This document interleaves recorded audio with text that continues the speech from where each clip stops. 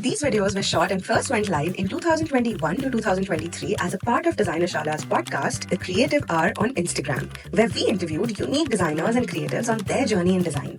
This is an effort to preserve those talks and help future designers and aspirants to understand design better. The views, opinions, and experiences shared in the Creative Hour podcast are solely those of the speakers and do not necessarily reflect the views of Designer Shala. Designer Shala holds no accountability or responsibility for any statements, claims, or perspectives expressed during the podcast. Listener discretion is advised. I have a standard joke that none of us end up doing in life what we studied in college. And most parents hate it when I say this because they're like, listen, that's the worst advice to give students, but it is the best. I decided I wanted to be a journalist, and I interned with a couple of magazines, newspapers, and I figured that I was way too optimistic to last over there. My greatest tragedy, though, was that I couldn't draw. So there was no way I was going to a design college of any kind. Hello. I'm so excited to welcome each one of you to the Creative Hour at Designer Shala. We are kicking off this series on fashion conversations in the design industry.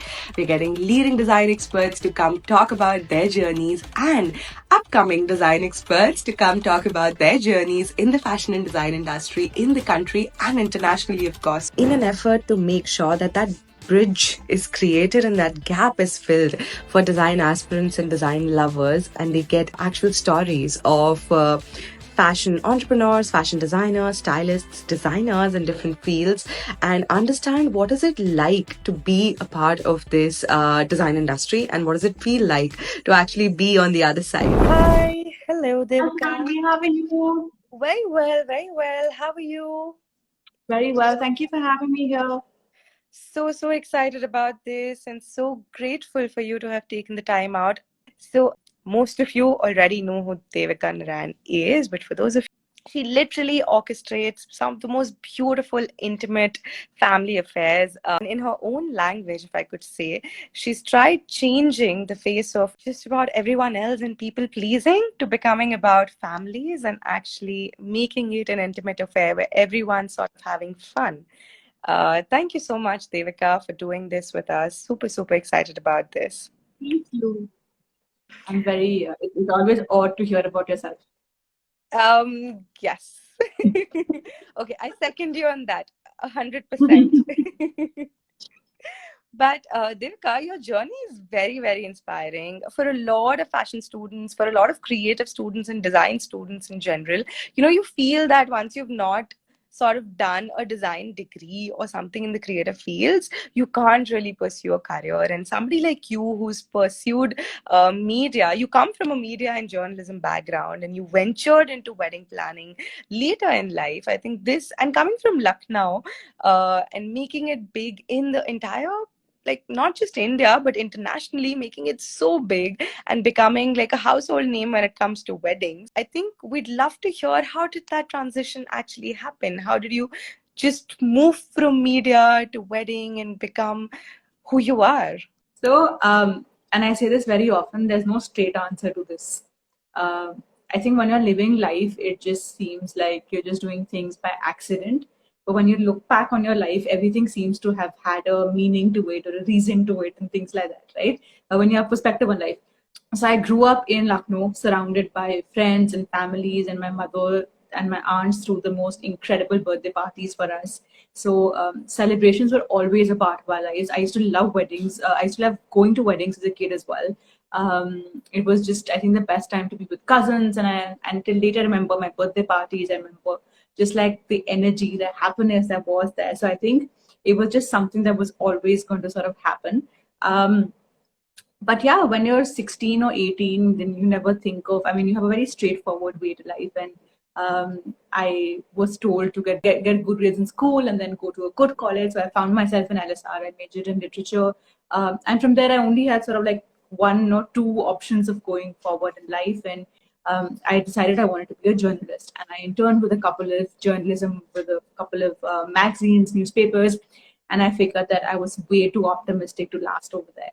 And then I was back to sort of like the drawing board, figuring out what I wanted to do with my life. And what I ended up doing was actually I wanted to do something in the interiors bit of the thing of design. You know, when you're, and I hear this a lot also, when even when I was starting out, I knew I had some sort of a creative gene. My mother, my grandmothers were all into bonsai, textiles. So there was always this sort of like cultural significance or cultural importance given to celebrations, to home decor and things. And I wanted to do something in that space. So my greatest tragedy though was that I couldn't draw. So there was no way I was going to a design college of any kind. So I had to narrow it down to what are the possible careers I had an option in.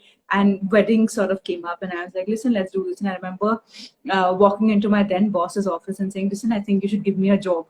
I don't know what I'll do, but I think you should give me a job." And she's like, "Okay, let's see what you can do." And that's how it started for me.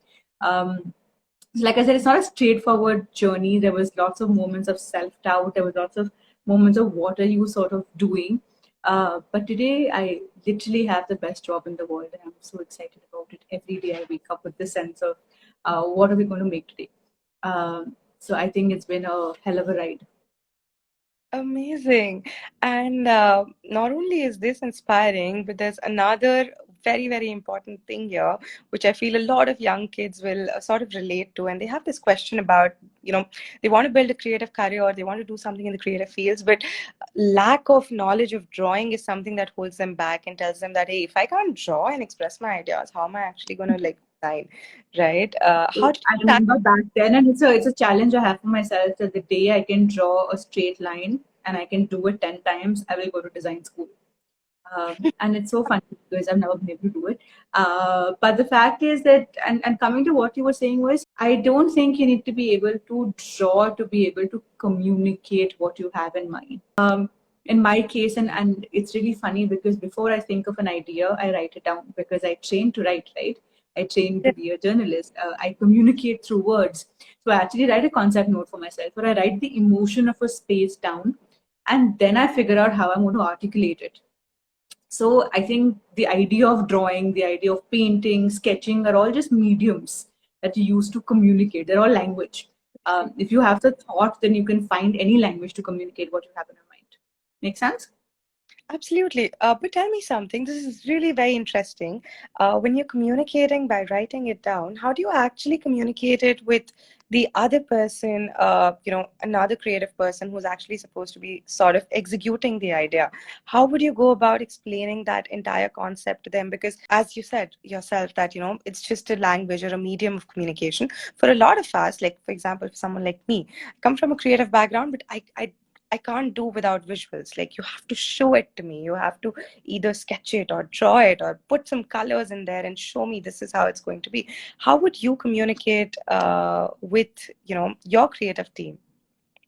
I think to take a step back, today I have a team that can all draw. It's mandatory for my team to know how to draw because I can't, so someone else has to. But back when I started, I think I would put down a concept note, which was helpful to anybody who I needed to communicate to. And then once I had the concept note, I found images, sketches, designs online to communicate. I remember the initial days, I used to put a concept note down, and then I used to put different materials together. I used to put different references together and then figure out that this is the mood and this is what I want to communicate.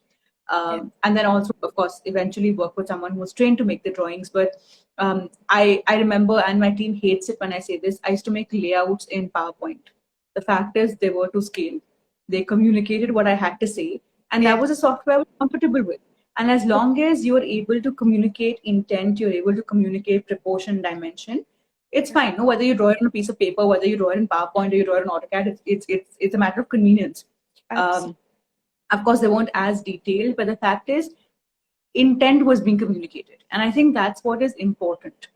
As long as you're able to translate, and sometimes words help, sometimes visual helps, sometimes physical things help. Even today, we have a lot of people we work with who, even after showing them renders, can't visualize a space. They need to see physical samples, and sometimes we do that. We'll show them physical samples of these are the flowers we're using, these are the colors we're using, textures we're using. And I think, as like I said, as long as you can communicate and your intention is to communicate to the other person, that's important. Vocabulary is important, grammar is important, but it's not the end all of communication. Correct. Absolutely. Absolutely. That makes so much sense. But you started your journey. You said that your then boss, you just went ahead and told them that, hey, you should be hiring me. So when did Devika Narain and company actually take shape? When did you finally realize that, it's time to run the show? I think it was somewhere around 2015, 2014, 2015 when I quit my job. And I quit my job because I wanted to create a different kind of space. The last wedding I did, I didn't even know who was getting married. And I was like, I wanted to do something different. I wanted to do weddings which were more personal. Yeah, And at that time, Pinterest had just come to India. yeah, And all Indian weddings had bird cages and white gowns and pearls hanging. And as somebody who used Pinterest a lot, my intention was that I wanted to create wedding spaces that were Indian. And my goal back then was when I opened Pinterest, I want to see things that reflect my heritage in it. Because Indian weddings, after I think Chinese and Russian weddings, are perhaps the coolest weddings out there and the biggest in terms of scale out there. And I said I wanted to see us represented better. yeah. Um, and I think that's how it started, with literally a goal of saying we want to make weddings that are personal, that are fun. Weddings at that point were all about showmanship and grandeur, and you wanted to outdo your neighbor, and usne ye Yeah, kara tha, we should do more than that, right? yeah. And I realized the weddings I was used to are the weddings that I honestly had fun in, were weddings that were more personal, where people thought about what guests want, what the bride and groom want, and even today, that is the core of what we do and how we design. Since we're talking to a bunch of design students, we use something called emotional design. We use something called we use for us the way literally it's something you study in product, right? The way a user uses a product is how you design the product. For us, it's the same. We think of the space from the perspective of the guests, from the perspective of the family, and not choose things that look good, but things that have function. Uh, so it's always function over form for us, and things are not just beautiful. So I think that's how we started, and I think those two things are the only are two things that we've tried to stay honest to in all of these years. I think it's 7 years now. My math is really, really bad, but I think it's about 6, 7 years It is. now. I did a quick calculation myself. It's like 7 years. 7 years. Yeah. So yeah, pretty much really, really bad at math. So I had to do it 3 times before I could actually frame the next It's question. okay. I'm sure some of the audience is also bad at maths. They'll excuse us. Oh yeah, yeah. Especially if you, I think there's some correlation between being a design student or being like in the creative fields and hating math. We find a lot Also, of I don't agree with that, by the way. okay. I have a problem with that because I think as creative people, we want to get away with being bad at certain things. And that's one of the things that really bothers me, right? I'm just like, just because you're creative, you can also operate Excel. You can't say that we can't do something. But the fact is, there is so much math in design. Oh I think yeah, I do more math today than I would do in anything else, from dimensions to changing metric systems to proportion. Those are all things, to fractions are all stuff we learned, right? And God, the taxes and the Excel sheets and the budgets is all math. And I think if you have to be a designer, you can't get away with not. yeah. You can choose to not like it, but there's a fair bit of math involved. And I think if you're doing any myth busting today, that should be number one. If you have to be a designer, you have to find a way to get around math. Now, whether you use a calculator, you do whatever, math is going to be a part of your life. Absolutely. And if you want to make And money, then you have science. to keep it, right? You got to know how to Correct. do your accounting. Absolutely.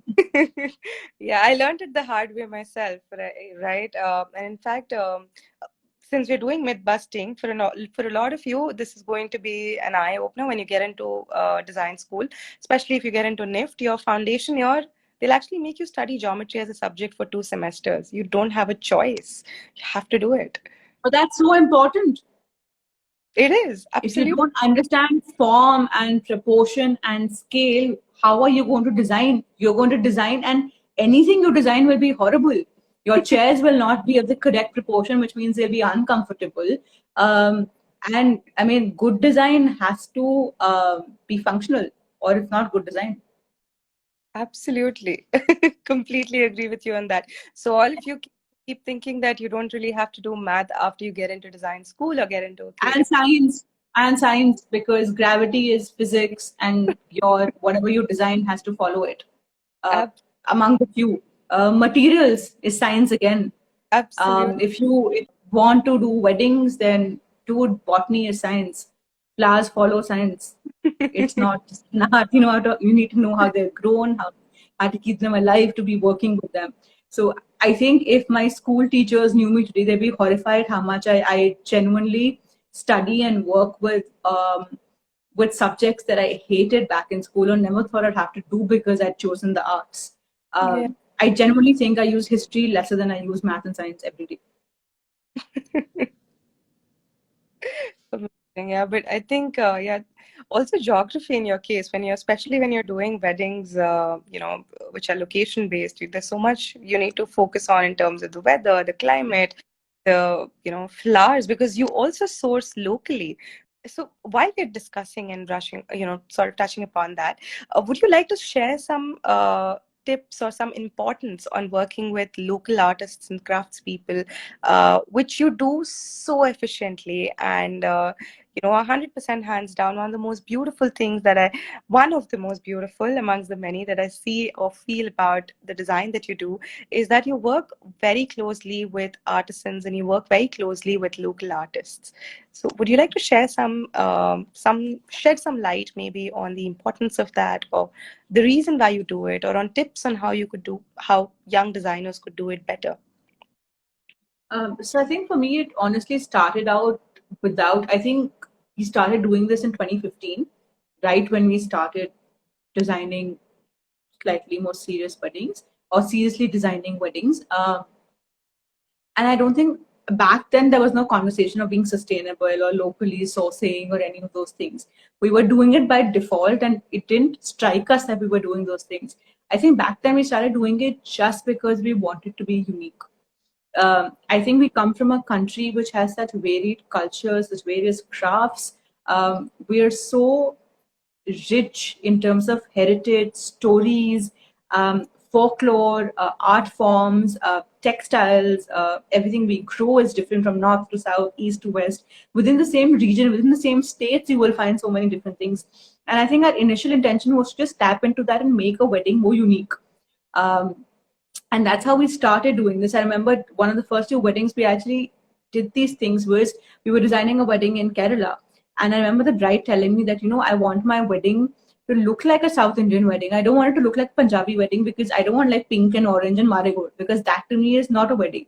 And to be authentic to where we were, we had to work with local arts and crafts because there was no sense in getting something from Delhi, right? I mean, it was just foolish to get like a South Indian pillar from Delhi down to Kerala or a Kerala pillar or a wooden pillar.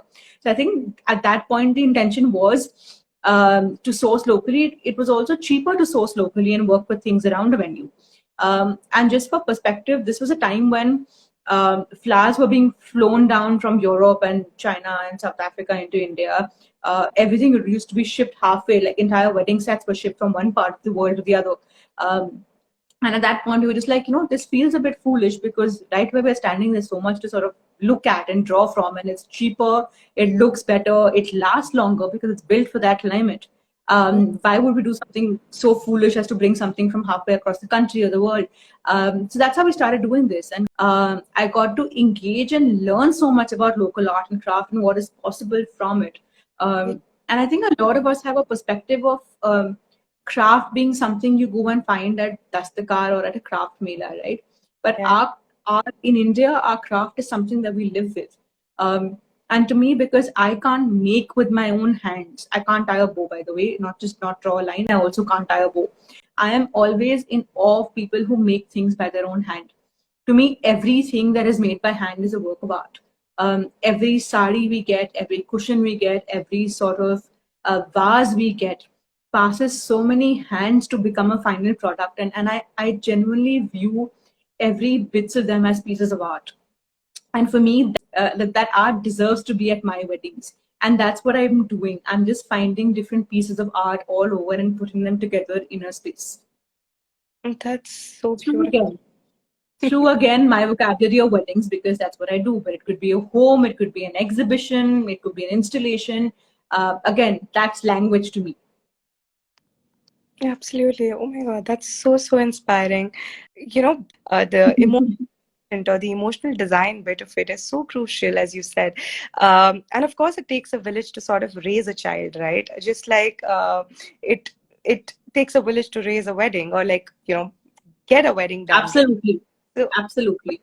working on weddings, how do you actually decide on your core team or your sort of the right team for the right project? How do you sort of make that decision that core team? So just in the sense of, I'm also cognizant that my company is not the way most wedding companies run. But basically, we have an in-house team of designers and producers. All our designers are trained architects, interior designers, or graphic designers, or people who can illustrate, draw, because I can't. Then we have a business team who basically make sure clients are happy, we're happy, this thing designed to client. Then we have a production team that actually pulls it all together.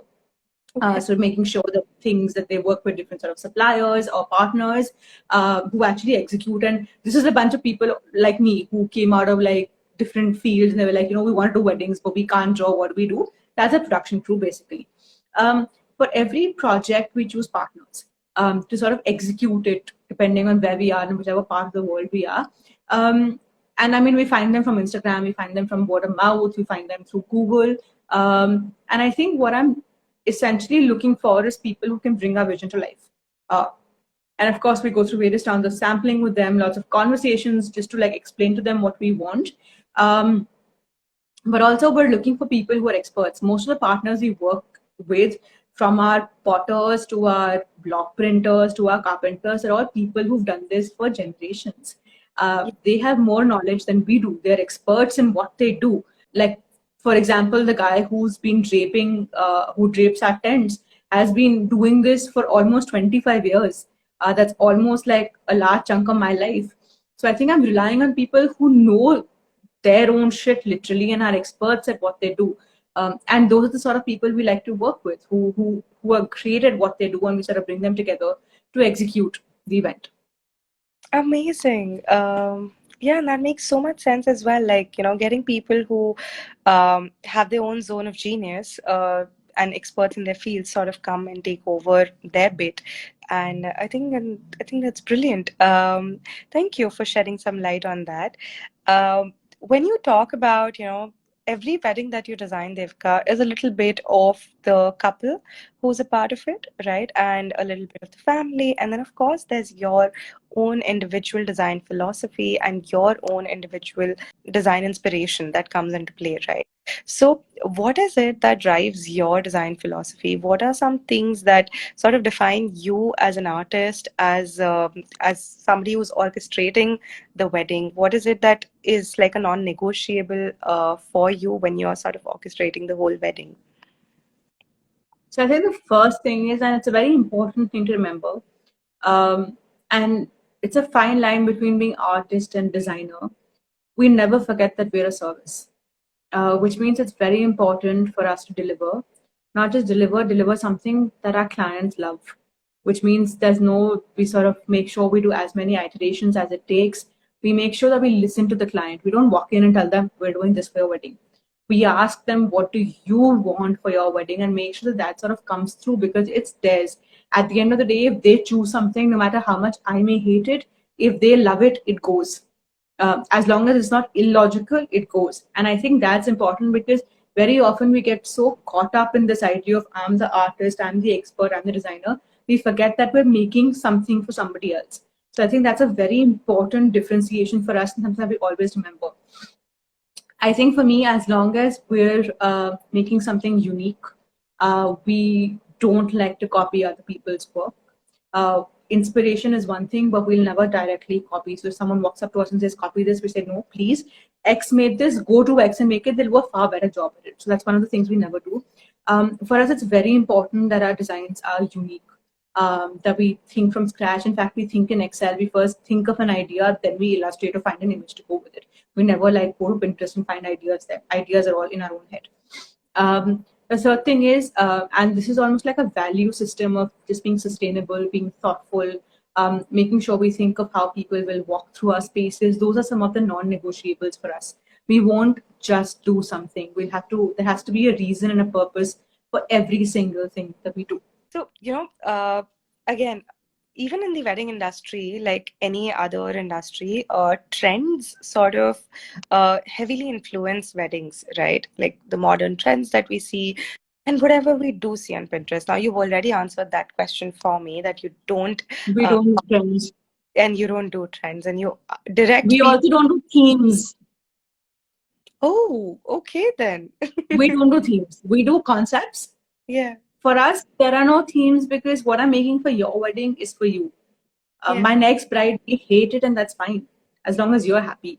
So my theme, my concept, my trend for your wedding is you. It has to be things you like. It has to be your story, your venue, and those are my inspiration points for your wedding.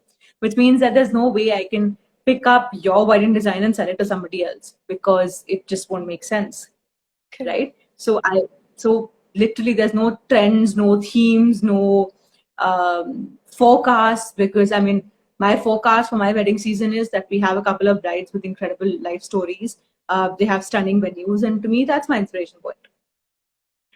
Amazing. But then how do you handle clients, or how do you handle brides and grooms who sort of come with that, because as designers, when we get into the industry, there's a lot of sort of modern trend influences, or, internet influences that our clients or customers will come with. And they'd be like, oh, I've seen, so and so at so and so place, and I want something similar. How do you sort of, tone them down, or how do you sort of, uh, handle difficult clients as such? Because I think every bit of design, we have those clients. To answer your question very simply, we deal with tough clients by having conversations with them, and genuinely understand what their viewpoint is. Very often people say we don't like this, and we never ask them why do you not like something, right? I think it's very important to ask people why they don't like, and thereby why they like something, and then sort of building on it. Of course, like we've had brides who wanted one particular thing, and sure, you take that one particular thing at your wedding, but then everything around it is unique. And to me, it's fine to give them that one particular thing because they love it. It's one of the most important days of their life. They deserve to have it. Absolutely. Okay.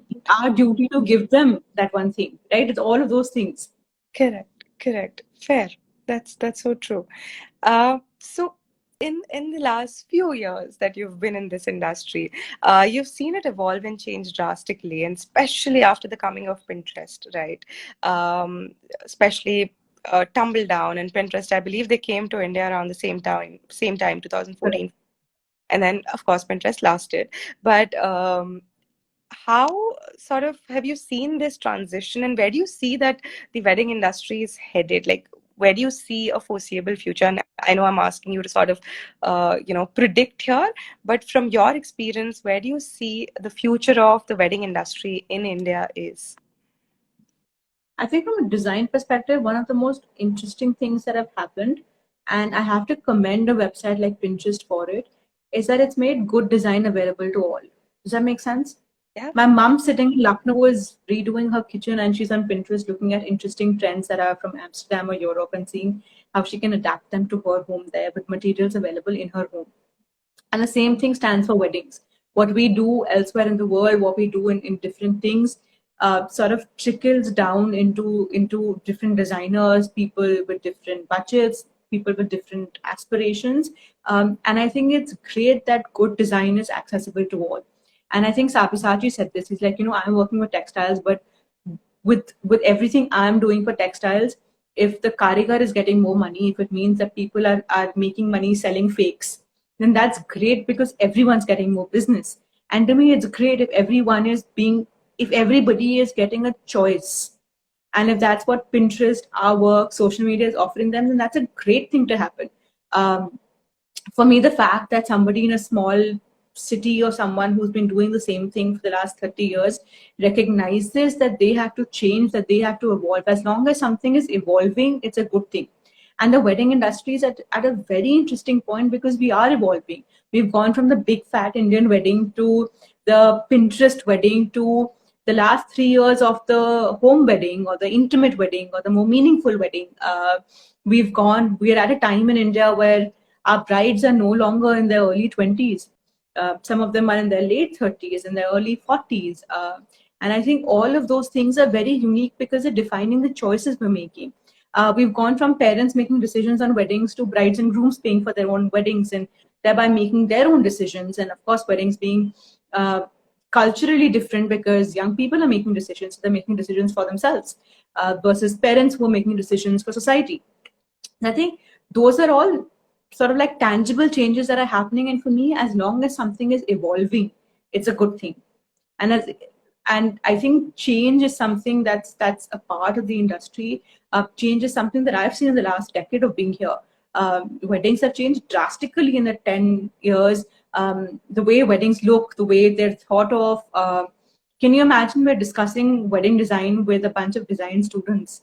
It was never thought of as a serious design profession, right? I remember mentors that I looked up to, who are trained designers from NID, from NIFT, would not tell people they design weddings because they were ashamed about it. Yeah. Today, we have people who are from the premier architectural colleges, design firms, who come and work with us and design with us. And the fact that it's a serious design discipline is, to me, a great change. And Pinterest, all our design magazines, pages like yours have all led to this change of thinking of weddings beyond tent walas and pool walas, right? Or thinking of it as just like pretty things coming together. It's a legitimate discipline of design today, and in temporary spaces. So I think all of these changes are an accumulation of everything that's happened in the world in the last decade. Absolutely, that's so true. And this industry is still growing and still becoming a serious profession, where there's also more awareness in design schools to focus and, to sort of shed light on wedding design as a career. We don't have as many courses, in India yet, which I focus. don't think there are any courses. Am I saying that correctly? Yeah, we do have exhibition design, but nothing for wedding. Correct. We Till about 5 years back, I had to explain to people that I'm not a planner and I'm a designer. Yeah, Almost nobody confuses that anymore. yeah. And to me, that's a great change, right? To me, these are the changes we're talking about. Absolutely. But for an 18-year-old today, who's sort of figuring out a creative career and is wanting to build a career in design and wants to get into wedding design, what is that one advice that you would have? Your path is an inspiration, right? The journey that you've taken is an inspiration. You've not done the conventional, okay, studying design, then getting into, a design whatever company first, working for someone there, and then starting out. But somebody who has more opportunities today as compared to what we had 10 years back, or more scope, what is something that you would advise, in terms of choosing the right career path if they are serious about wedding design as a career? I think I'd ask them to experiment. And I'd say this to anybody, whether you're choosing any sort of career, is do those internships. See firsthand how things are done, because when you see them firsthand, you'll know whether you like or don't like something. I wanted to be a journalist. The minute I walked into journalism offices and media offices, I was like, I can't do this. The first office was so cold. I was like, I can't think in this office, forget doing anything else, right? Forgetting like pursuing this. Yeah. And I think it's those sorts of things, because I think the more you experiment, the more you know what you don't want to do. And very often we downplay the negative, right? It's like the more crosses you have, the more things are left on your plate of what you can potentially do, and that's fine. um, at 16 and 18, it's impossible to know what you want to do with your life, because very often we don't know of careers that exist. Did you know that there are people who only curate menus for weddings? That's their job. Wow. There are people who only plan lighting for weddings. That's a job, right? And these are specializations that are part of the industry that there's no way someone who's starting out will know. And B, these are also roles and jobs people have made for themselves. For example, it's not that I can't plan, I just hate planning. So I have decided that I'm a wedding designer and that's all that I'm going to do. Right? Till 7 years back, there were very few wedding designers. Even today, there are very few people who exclusively design. Correct. Right? So I think it's very important to experiment and see firsthand what's happening. Do the internships, tag along people, tag behind people, ask questions, because it's going to give you clarity of vision. And I think it's very important to do. I also have a standard joke that none of us end up doing in life what we studied in college. And most parents hate it when I say this, because they're like, listen, that's the worst advice to give students, but it is the best. Is don't be restricted with what you've done. There is so much to do in the world. There are so many professions. You can make your own profession simply by virtue of what you enjoy doing. And that's one of the greatest sort of advantages of living in our world today. Um, if you like to make patterns, that's a profession. Yeah, that's so true. Correct. And you don't have to put yourself in a box if that's what you want to do. And you're, even if you are interested or good at it, study more, experiment more, see, figure out what your sort of likes are, then start filtering and make your own little box. Don't try and put yourself in someone else's box and say that their journey was like this, so my journey is going to be like that. There's no way two people's journeys are going to be similar. So figure out what is it that you like, experiment, suck at things so that you'll be good at things. But don't be scared. I remember someone gave me an incredible piece of advice. Is that when you're 20, you've lived for 20 years on planet Earth, and you have at least 40 years of work ahead of you. That's 2 times the time you spent on Earth. Think of your careers like that, which means your first 10 years are your years to fuck up, are your years to experiment, are your years to do different things. Look at your career in the larger perspective and say, I have to do something for 40 years. It's okay to do the same thing for 40 years. It's okay to change after every 10 years. It's okay to change after every 2 years. But make sure you have that macro perspective on your lives and your careers. That is such sound advice. That is such sound advice because it's so true that I'm not sure. I don't want to sort of generalize this for India, but I do feel that a lot of parents out there, they want their kids to pursue a certain degree and then use that degree for only that purpose, right? The moment you do something mainstream or if you want to do something different, we're afraid of failures. We're all afraid of failures, and we feel that, oh my God, you can't really fail because it's not the experiment that is failing, it's me who's failing. And I think the moment you get that out of your system and you realize that it's just an experiment, I think it brings so much more, I feel, uh, you Adventure into life. absolutely, and you have more risk. And that's what life should have. Absolutely, absolutely. That's brilliant advice. So all of you who are sort of figuring out and struggling and thinking you have to do a certain Fine, do it. We all did it. We're all still doing it. We still don't know what we're doing and thinking what we should do next. And that's part of being an adult.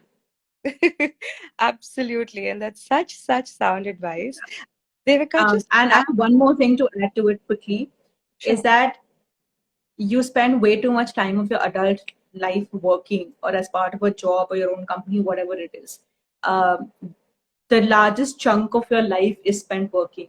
So think about who you're going to work with in those hours, who you're going to spend time with, and what you're going to do. Because a lot of your last 40 years of your life is going to be spent doing this job or work. So figure out those 3 things and then take a next step and say, is that what you want to do? Just to wrap this up, Devika, one last question for you. You have a lot of, I feel resilience to actually fight in an industry and make a space for yourself in an industry which didn't even exist. And I love how you've sort of created this profession for yourself, right? What is it? What are 3 skills or 3 attributes that you personally feel as a wedding designer that you have, which has helped you, be where you are? I'm great at getting shit done. And that's very important. You have to see plans through. Um, and I think very often we think of great things, we just get lazy in between them. I think it's very important to sort of see plans, designs, concepts, ideas, and make sure that they become something real. The two is, I believe that I understand my own drawbacks. Does that make sense? Which is why I surround myself with people who complement the skills I don't have. So I think just the idea of surrounding yourself with people who are good at what they do, surrounding yourself with people better than you, surrounding yourself with people who are experts, has been very, has sort of set me apart. And the third thing is not doing something just because it's done. Just because something has been done for the last 20, 105 years doesn't mean that we have to continue doing things that way. I think it's just questioning and seeing what can be done differently has led me on my career path, the way I run my company, the way I hire, the way I think. And I'll give you an example, whether it is from a career perspective of, why would people only hire a designer? Why would they not hire only a designer? It makes sense. No, you're good at something, people will hire you for it. Yeah. or walking into a ballroom and when the salesperson says, "Listen, the stage goes here, the buffet goes there." The first thing I'll do is I'll flip the two and I'll be like, "No, the stage will not go there because you have told me the stage always goes there. It is not going there." Um, or just because everybody thinks a certain way or budgets a certain way, or like a small example, everyone takes commissions, I will not take a commission. There, now what can we do? How else can we make money? We'll find a way to make money. And so I think just by not following a set norm to my life, to the way my life choices are, I think I've been able to make my own space and think differently. That's amazing, Devika. This is so inspiring. But I just there's this one last question that I have. How is it different when you're doing a wedding for somebody who comes from a celebrity sort of Bollywoody status and somebody who comes from, like, not a Bollywood or a celebrity status? Is there a difference between handling clients when you're dealing with brides, or are they all the same? They're all the same to me. For me, every client is a celebrity. Simple. They're all Anushka Virat or whatever, whoever is the biggest one we worked with. They're all that for me because at that point they're trusting me with the most important day of their life or one of the most important days of their life. And that's it. There's no difference in my mind. The way we speak to them, the way we deal with them, the way we charge them is all the same. Love that. Love that. Amazing. And yeah, I'm sure there's a lot of food for thought and a lot of sort of things that a lot of these young kids will have to go back to and reflect upon. The journey has just started, but we're so grateful that we could have you as an expert today to talk about your journey so that they could learn from your mistakes and learn from your successes.